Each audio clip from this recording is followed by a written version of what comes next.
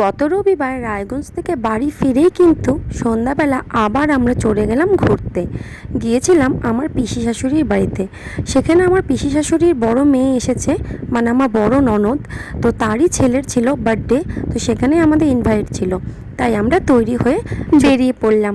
আর যেহেতু আমরা আগে সময় পাইনি, তো সেই কারণে কোনো গিফট আগের থেকে কেনা হয়নি।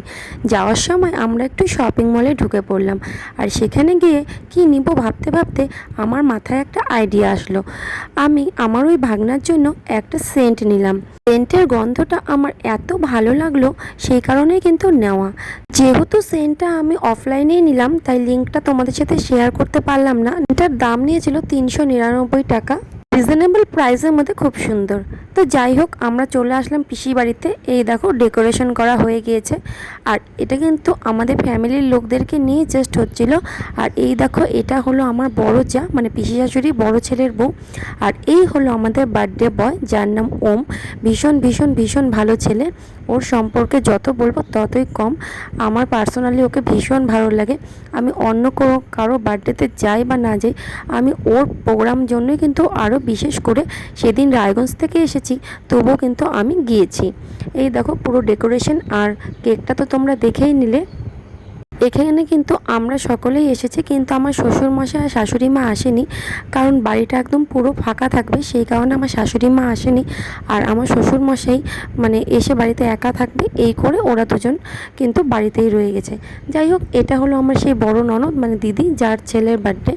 এই দেখো এক এক করে সবাই ওমকে কিন্তু আশীর্বাদ করছে। এই দেখো আমিও করে নিচ্ছি এখানে ওমকে আশীর্বাদ। ও কিন্তু ক্লাস 12-এ পড়ে, ভীষণ ভালো ছেলে। আর এখানে দেখো এবার ওর মামা কিন্তু আশীর্বাদ করছে, মানে আমার হাজব্যান্ড জয়। আর এই দেখো এবার কেক কাটিং হচ্ছে। আর কেক কাটিংয়ের সময় আমি যদি সেই জায়গাটা ছিলাম না আগে, তো ভিডিওটা আমি ঠিক মতন করতে পারিনি।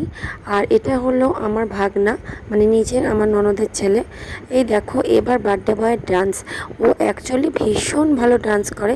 এটা কিন্তু এক পালকা জিনা গানটা ডান্স করছে। আর সবথেকে বড় কথা, ও ঋত্বিক রোশনের বিশাল বড় ফ্যান। আর আমি কিন্তু ওর ডান্স দেখার জন্য বারবার করে রিকোয়েস্ট করেছিলাম, তাই কিন্তু ও ডান্সটা করছে। এত ভালো ডান্স করে, মানে কি বলবো। এখানে আমি গানগুলো দিতে পারলাম না কপিরাইটের ভয়ে। আর গান দিয়ে কিন্তু ভিডিওটা করলে আরও অনেক ভালো লাগতো। সবাই মিলে অনেক আনন্দ করে এবার আমরা খেতে বসে পড়েছি। ছিল লুচি, কেক, ছোলার ডাল, আলু পটলের তরকারি, তারপর ছিল চিকেন, ভাত, পায়েস, চাটনি, পাঁপড়, মাংস, মানে এইসবই ছিল খাওয়া দাওয়ারে। এইবার দেখো দুই মামার সাথে ভাগনা, এই দেখো কি পাগলের কাণ্ড।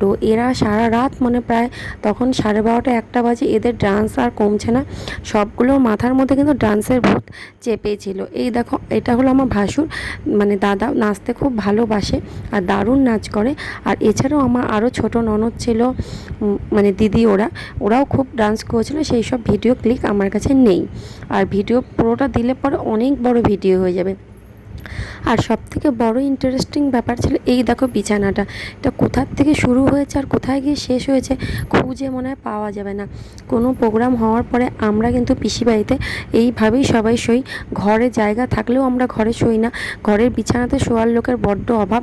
এই দেখো রাত্রি 1:30 বাজে না 1:45 বাজে, সবাই দেখো কীভাবে আমরা শুয়ে পড়েছি। আর সব এখানে মোটামুটি 13 জন, আর ঘরে ওইদিকে আছে দুটো রুম মিলিয়ে ওখানে আছে 10-12 জন। তো এতগুলো মানুষ আমরা একসঙ্গে শুই, তার যে আনন্দ মজা, মানে কি বলবো। ফ্যামিলি টাইম মানে বেস্ট টাইম, এটা কিন্তু সত্যি কথা। আর আমরা যখন সবাই একসঙ্গে হই, এত হই হুল্লোড় আনন্দর মাঝখান দিয়ে সময় কাটাই, বোঝাই যায় না কখন টাইমটা পার হয়ে গেল। তবে ভিডিওটা এখানেই শেষ করছি। ভালো লাগলে লাইক, কমেন্ট, শেয়ার করে দিও।